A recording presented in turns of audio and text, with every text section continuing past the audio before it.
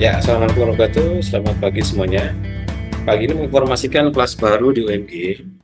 Kelas ini bernama kelas resonansi UMG. Heart Brain Coherent. Nah, agak panjang memang judulnya. Seperti apa kelasnya? Kita akan lihat. Jadi sebelumnya saya akan menunjukkan dulu informasi yang cukup menarik. Jadi di luar sana ada sebuah institut yang disebut dengan Institute of HeartMath. Institut ini telah melakukan penelitian lebih dari 30 tahun. Lebih dari 30 tahun dan telah melahirkan lebih dari 500 jurnal yang semuanya nyaris peer review. Jadi luar biasa. Dan Institute of HeartMath ini produknya maupun teknologinya itu dipakai oleh banyak ilmuwan-ilmuwan besar dunia. Seperti misalnya Dr. Joe Dispenza, ya kalau kita lihat, nah ini dia, Dr. Joe Dispenza. Kemudian dipakai juga oleh Bruce Lipton, dipakai juga oleh Dr. Greg Braden.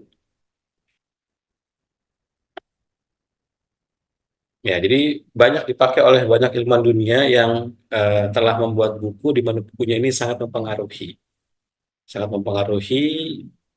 sudut pandang dari banyak ilmuwan.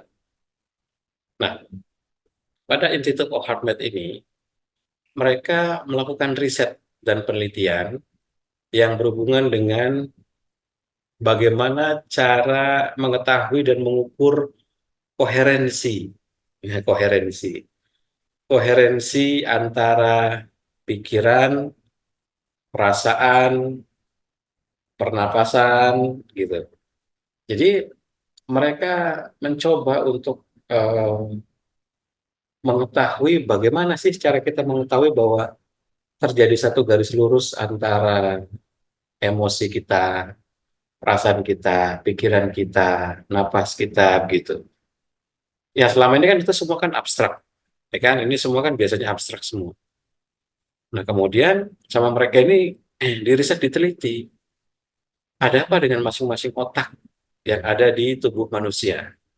Karena ada otak kepala, ada otak jantung, ada otak perut. Nah, mereka meneliti otak-otak ini, ya kita kan kalau di Indonesia tahunya kan otak kepala aja, ya kan? Nah, mereka meneliti bahwa di dalam jantung itu ada serabut syaraf yang cara kerjanya persis seperti cara kerja otak. Menarik kan? Iya. Nah, kemudian mereka juga setelah sekian puluh tahun penelitian, lalu menyimpulkan, mereka bikin buku, bukunya berjudul Science of the Heart. Science of the Heart. Jadi ilmu pengetahuan jantung, gampangnya begitu. Heart ini artinya jantung, bukan hati dalam arti liver, bukan, tapi ini jantung. Jadi mereka meneliti, ini sebagian penelitiannya ya, yang dituliskan dalam buku Science of the Heart. Bagaimana antara jantung dan otak ini berkomunikasi. Nah, ini saya gedein. Ya, jadi bagaimana jantung dan otak ini berkomunikasi. Karena kita tahunya masing-masing berdiri sendiri, gitu kan? Ternyata bisa komunikasi. Dan ada 4 cara komunikasi jantung ke otak. Komunikasi pertama adalah berdasarkan konsep neurologi atau sistem saraf. Komunikasi kedua berdasarkan biokimikal, biokimia, yakni hormonal. Yang ketiga berdasarkan biofisikal, pulse wave. Dan yang keempat berdasarkan komunikasi energetik atau electromagnetic field. Nah, di kelas ini, di kelas Heart Brain ini, dengan menggunakan dasar teori dari Institute of HeartMath, ini akan dibedah secara detail. Kelas ini akan panjang, rasakan panjang. Jadi diharapkan Anda ikut secara berkala. Bagaimana potensi potensi untuk melakukan perubahan-perubahan di badan, kita menyebutnya dengan istilah materialisasi. Yakni mulai dari segala sesuatu yang abstrak, lalu menjadi fisik. Dan ini diteliti betulan, ini diteliti betulan. Jadi kalau Anda ingin membaca lebih detail, ya silahkan saja download atau beli bukunya. Lalu nanti akan dijelaskan secara detail, secara runut, sistematis, dasar-dasar jurnalnya ada, hasil penelitiannya ada, dan sebagainya. Tapi kalau Anda ribet untuk baca bukunya yang tebal sekali, ya, dengan berbagai istilah yang mumet, maka ikut kelasnya aja. Ikut kelasnya aja. Kenapa? Karena di dalam kelas ini nanti akan dijelaskan secara lebih detail. Contoh, kita lihat di sini. Jadi ditemukan ada serabut syaraf di jantung yang memiliki interconnectivity yang sama seperti otak, otak kepala maksudnya. Dan dia dapat, dalam tanda kutip, berpikir sendiri, melakukan pengambilan keputusan sendiri. Jantung, seperti itu. Nah, ini cara komunikasinya tadi, lewat eh, sistem saraf, lewat hormonal, lewat pulse wave, ya, gelombang pulse. Kemudian terakhir, yang keempat adalah melalui elektromagnetik, medan elektromagnetik. Jadi jantung ini memiliki kemampuan untuk memancarkan gelombang elektromagnetik. Nah, maka dari itu, ada banyak penelitian di luar sana yang kemudian menganggap bahwa jantung itu bukan sekedar organ untuk memompa darah, bukan sekedar organ untuk memompa darah, tetapi sekaligus di dalamnya adalah organ yang memancarkan gelombang elektromagnetik, organ yang juga bersifat endokrin karena dia mampu mengirimkan hormon-hormon, membentuk hormon-hormon internal seperti hormon INF dan sebagainya, organ yang mampu membentuk pulse wave. Pulse wave itu kayak gelombang air laut tuh, gitu kan, detaknya itu, nah gitu. Dan termasuk yang mampu memancarkan gelombang elektromagnetik, mempengaruhi sistem syaraf, gitu. Jadi organ jantung ini luar biasa istimewa. Ini baru dalam perjalanan ribuan tahun perjalanan manusia, ya cara komunikasinya baru ketemu empat. Mungkin saja ada cara komunikasi lain, misalnya quantum transmission. Nah, ini pelajaran berbeda lagi nanti. Ini lain lagi. Ini yang dibahas di sini ada empat tadi. Komunikasi berbasis sistem syaraf, komunikasi berbasis hormonal, komunikasi berbasis pulse wave, dan komunikasi berbasis uh, electromagnetic field atau medan elektromagnetik. Maka jantung sering disebut sebagai sistem syaraf intrinsik. Kalau di kepala ada sistem syaraf kranial, ya kan? Di otak kita ada sistem syaraf kranial. Di jantung ada sistem syaraf intrinsik. Di perut nanti ada sistem syaraf entrik. Tapi nanti pelajarannya berbeda. Kita bicara sistem syaraf intrinsik dulu. Seru ya? Nah, nanti kita akan pelajari satu persatu. Apa nanti yang akan sisi menarik dari itu adalah konsep yang disebut dengan koherensi. Ya, konsep yang disebut dengan koherensi. Ini dia, di bab 4. Kalau heart-rate communication tadi sekilas ya. Kemudian heart rate variability ini adalah bahasan yang sangat kuat sekali dari teori napas ritme OMG. Itu saya ada kelasnya sendiri namanya kelas Kurama. Bagaimana saya menunjukkan dan membuktikan bahwa napas kita memiliki frekuensi. Gimana cara ngukurnya, alat ukurnya apa, dasar jurnalnya bagaimana, kalau yang standar medis seperti apa dan sebagainya. Dan ini diakui di seluruh dunia, heart rate variability. Jadi kalau Anda periksa jantung, kemudian periksa EKG, ada yang warna pink itu, kertas lembaran itu di dalamnya pasti ada data HRV di situ. Jadi ini sepakati seluruh dunia. Nah, kemudian koherensi. Ya, ini menarik. Koherensi. Nah, menurut Institute of HeartMate, koherensi definisikan sebagai kejelasan pada pikiran, lisan, dan emosi. Ya, jadi kejelasan pada pikiran, lisan, dan emosi. Nah, selama ini itu kan semua sifatnya abstrak. Pikiran sifatnya abstrak, ya kan? Speech, lisan, lisan itu berarti kita bisa kita bicaranya adalah sesuatu yang keluar dari mulut atau yang diucapkan dalam hati. Jika diucapkan dalam hati, berarti abstrak lagi. Orang nggak bisa dengar, orang nggak bisa tahu. Iya kan? Emosional, feeling, perasaan juga berarti sesuatu yang abstrak lagi. Nah, gimana yang abstrak ini kemudian bisa diukur, Mas? Nah, itu. Makanya di teori Stefan ini mereka pun mungkin berpikir seperti itu pada 30 atau 40 50 tahun lalu. Mereka lalu mencari cara untuk mengukur sesuatu yang abstrak ini untuk melihat apa respon di badan yang paling cepat. Yang paling cepat untuk mengetahui perubahan pada pikiran, pada lisan, narasi, baik yang dilisankan maupun yang di dalam hati, dan pada feeling atau perasaan. Nah, ini nanti kita ukur, kita lihat ya. Nah, lihat di sini. Jadi mereka melakukan penelitian menggunakan konsep heart rate variability atau HRV. Itulah kenapa HRV itu kalau di OMG ini udah menjadi makanan sehari-hari. Ya saya pribadi meneliti HRV ini udah belasan tahun, sehingga sudah sangat hafal dengan istilah, nama, kemudian angka-angka, range dan sebagainya, fungsi dan sebagainya. Maka saya beritahu kepada masyarakat umum, ini loh ada konsep yang kayak gini yang mudah-mudahan memiliki manfaat. Karena dalam Institute for HeartMath juga dilihat berdasarkan konsep heart rate variability salah satunya. Lalu respiration, pernapasan, nanti dilihat. Nah, apa itu konsep koherensi? Ya, ini kejelasan antara pikiran, perasaan, dan narasi. Nah, jadi sederhananya, kalau kita lihat titik tengahnya ini bentuk grafiknya mesti kayak gini yang sebelah kanan. Jadi artinya terjadi satu amplitudo yang paling tinggi. Kalau kita tidak melakukan koherensi, maka nanti bentuk grafiknya begini. Ya bagi teman-teman yang sudah ikut kelas Kurama, Kurama itu kuliah Ramadan ya, yang membahas intensif mengenai HRV. Ini ada bagian penjelasan bagaimana kurva-kurva jantung itu dibentuk kayak gini. Lalu ketika disinkronisasi, kemudian ketika dilakukan oleh napas ritme tertentu, maka kurvanya bisa berubah menjadi sangat spesifik seperti ini. Contoh ya, ini saya tunjukkan pada aplikasi Kubius HRV Scientific. Bagaimana ketika seorang melakukan sebuah ritme tertentu, maka lihat kurvanya menjadi sangat seperti ini. Maka yang terjadi di dalam badannya adalah koherensi. Nah, terjadi koherensi dengan sendirinya. Oke, kita balik sini ya. Ya.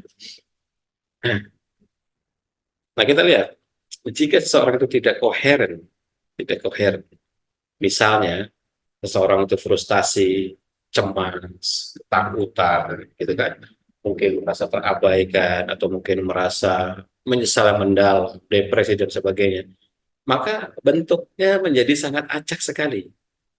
Meskipun range heart rate-nya berada pada antara 60 sampai 90. Lihat sini ya, range heart rate-nya berada pada 60 sampai 90. Tapi yang terjadi di dalam heart rate variability-nya atau fluktuasi detak jantungnya, itu sebenarnya kekacauan. Walaupun heart rate-nya bisa dibilang normal. 60 sampai 90 normal. Makanya banyak ketika orang periksa heart rate saya normal ya. Kok dok, heart rate saya normal? Tapi kenapa kok saya rasanya masih cemas, masih takut, gitu kan? Ya itu karena ada sesuatu yang nggak beres di dalam. Jadi walaupun heart rate-nya berada pada kriteria 60 sampai 90 ini masuk kriteria normal, tapi terjadi kekacauan. Kita sebutnya inkoherensi. Dan ini pun saya jelaskan dalam teori napas ritme. Bahwa ketika sehat, kita sebut ritmenya itu harmoni. Atau ritme itu koheren. Koheren itu antara satu dengan yang lainnya berada pada satu garis yang bersesuaian. Nah, perhatikan ketika misalnya seseorang melakukan proses koherensi seperti misalnya dengan memunculkan perasaan positif, menghargai, cinta kasih sayang, peduli, ya peduli mungkin pada diri sendiri juga mungkin pada orang lain atau orang lain pada diri kita dan sebagainya, itu maka terjadi perubahan gelombang di badannya. Heart rate-nya tetap sama antara 60 sampai 90, ya kan? Tetapi data pengukuran koherensi di badannya menjadi sedemikian berbeda, menjadi lebih rapi, lebih stabil. Nah, dengan cara seperti ini maka terjadi sambung menyambung antara detak jantungnya dia, dengan sistem pernapasannya dia, dengan sistem syarafnya dia, dengan hormonalnya dia, dengan arus detaknya dia, juga dengan medan elektromagnetik di badannya. Itu menjadi sambung menyambung semua. Maka ketika dia bernarasi apa saja, sembuh, sembuh, maka itu akan diterjemahkan sebagai sebuah narasi kesembuhan yang dilewatkan pada semua jalur-jalur yang empat tadi. Jalur syaraf, yang ini melingkupi seluruh tubuh, jelas syaraf itu gitu kan. Makanya sistem syaraf disebut sebagai master system. Di antara 11 sistem pada tubuh manusia, sistem syaraf itu disebut sebagai master system karena saking pentingnya posisinya dan dia melingkupi hampir ke seluruh bagian tubuh kita. Kemudian jalurnya juga nyambung dengan seluruh aspek hormonal, berarti sistem endokrin nyambung, semua hormon-hormonnya akan keluar untuk menyesuaikan dengan koherensi ini. Lalu pulse wave-nya, lalu der, der itu kayak kayak ombak yang ya kalau kita lempar batu itu dari titik jatuhnya batu itu kan ada der, ada pulse gitu kan. Ada kayak riak gelombang. Itu akan menyebar ke seluruh tubuh ke sebelah sistem pada tubuh manusia sampai ke kecilnya. Baru yang terakhir adalah electromagnetic field, medan elektromagnetiknya yang kemudian akan membangun, akan merambati seluruh sistem yang ada. Jadi ketika koheren ini, semua menjadi ibaratnya satu garis lurus. Dan ini bisa dilatih. Makanya kadang-kadang sering saya bilang, kalau seseorang itu hanya sebatas meniru dari YouTube, misalnya ritme 55 tiru, ritme 99 tiru, iya mungkin mereka akan dapat pemahaman dan pengetahuan dari situ. Tetapi tidak mendalam. Supaya mendalam bagaimana ya? Harus kelas yang memperdalam pengetahuan itu supaya tujuannya nanti Anda jadi mengerti bagaimana cara mengkondisikan ritme-ritme ini supaya selaras, supaya koheren, supaya harmoni dengan seluruh sistem yang ada. Karena ketika seorang itu sakit, pasti tubuhnya sedang tidak harmoni. Ketika seorang itu sakit, pasti tubuhnya tidak sedang koheren. Pasti begitu. Nah, maka di kelas OMG resonansi heart brain koherensi ini akan diajarkan bagaimana cara melakukan koherensi. Dan kita bisa mengukur. Kita bisa mengukur. Nah, oke ya, ini nih sekilas. Nah, bagaimana pertanyaannya cara kita mengukur? Ya, bagaimana pertanyaan cara kita mengukur? Nah, dari beberapa tahun yang lalu, saya sudah membeli alat dari HeartMath, dari Institute of HeartMath ini. Ini alat ini bukan untuk dibeli peserta, bukan. Ini untuk penelitian saya pada satu beberapa tahun lalu. Jadi alat ini seri tertinggi, ya ini IMF Pro seri tertinggi, adalah untuk mengukur koherensi tadi. Bagaimana sesuatu yang abstrak itu bisa kemudian menjadi sesuatu yang terukur, sehingga kita latihan jadi tahu benar. Sama kayak napas ritme. Misalnya ritme 55 frekuensi 0,1 Hz, ritme 10-10 frekuensi 0,05 Hz, ritme 33 frekuensi 0,16 Hz, ritme 22 frekuensi 0,25 Hz, dan seterusnya. Tahu dari mana napas kita benar? Anda nggak akan bisa temukan di tempat lain, cuma bisa temukan di napas ritme OMG. Karena kalau nggak diukur pakai HRV, kita nggak akan tahu napas kita benar apa nggak. Nggak akan tahu. Tapi ketika diukur pakai teori HRV, pakai alat ukur yang bersesuaian, seperti misalnya Polar H10 dan seterusnya, seperti yang direkomendasikan OMG, Anda jadi tahu.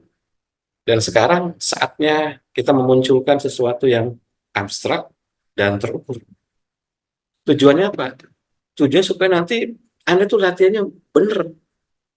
Latihannya benar. Kalau latihannya benar, makanya bisa diduplikasi untuk diri sendiri, juga bisa diduplikasi untuk teman-teman, orang lain, dan sebagainya dengan sangat mudah. Seperti halnya ketika saya mempublikasikan audio-audio OMG, dari mulai 11, 22, 33, 44, 55, dan seterusnya, kan dengan sangat mudah bisa diduplikasi oleh peserta, gitu kan?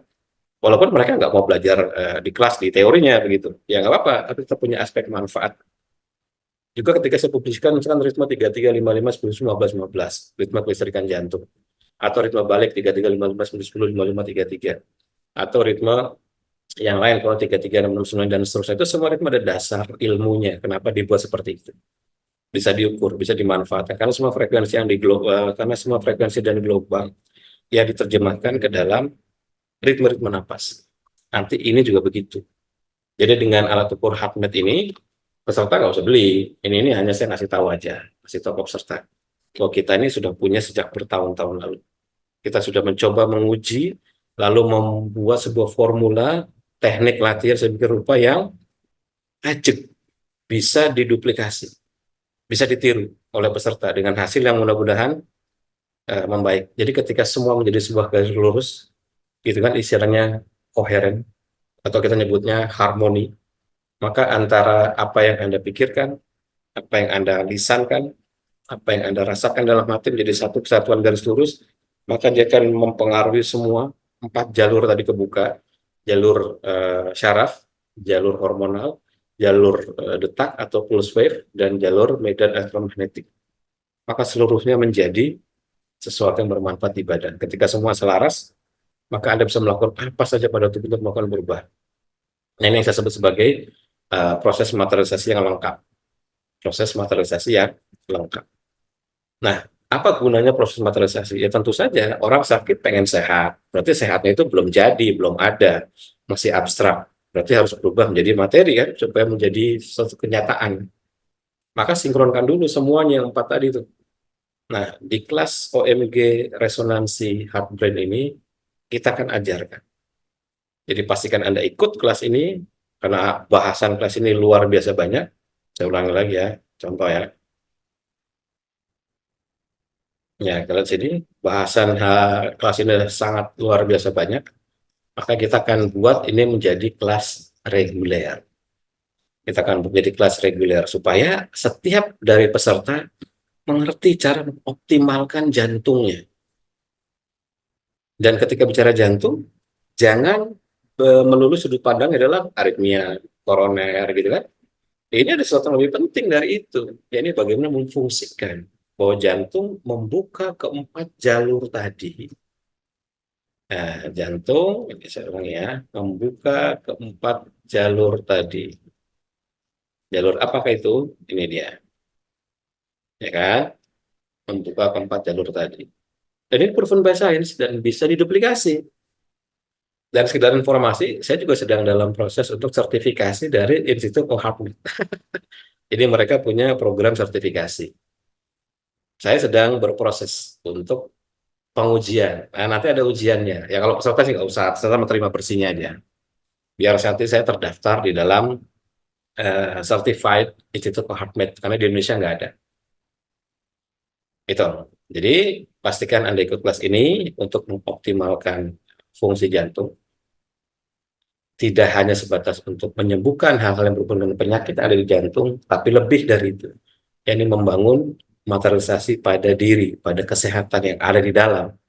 Lebih jauh lagi adalah sederhananya mensinkronkan atau membuka jantung agar keempat jalurnya itu terbuka semua.